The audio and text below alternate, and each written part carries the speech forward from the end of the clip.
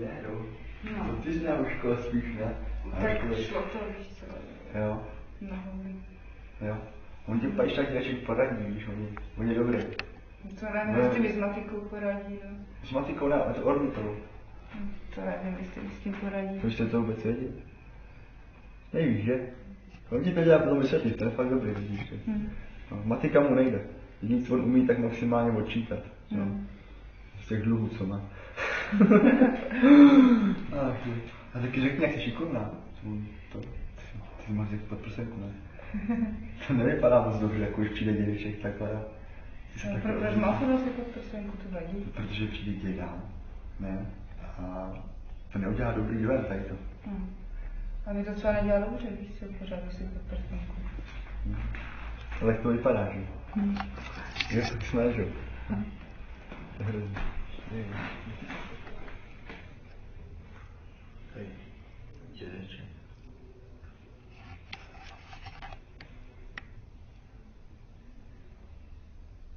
Už to zní. Dědo? No čau. To víš, že tě čekáme. No. Co? Ty už jsi dole. Jo, aha, no já jsem akorát chtěl něco koupit k jídlu. Pro tebe nic nemáme tady. Tak pojď nahoru, jo? Super. Tak jo, zatím dědo. Co říkáš? Že už je dole.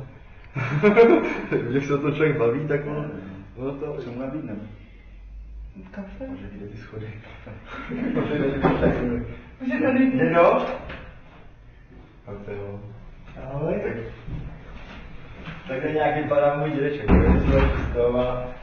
Ahoj, dědo. Ahoj, dědo. To je tvoje příklad. Dneska šikovná holka. Tak si u nás posadně. Jo, díky. Dědo, ale to...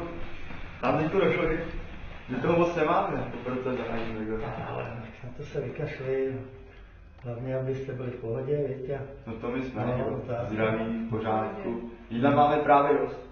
Jsme ti to takto včera snědli. No, víte, já potřebuji schodit, podívej se. Podívej se.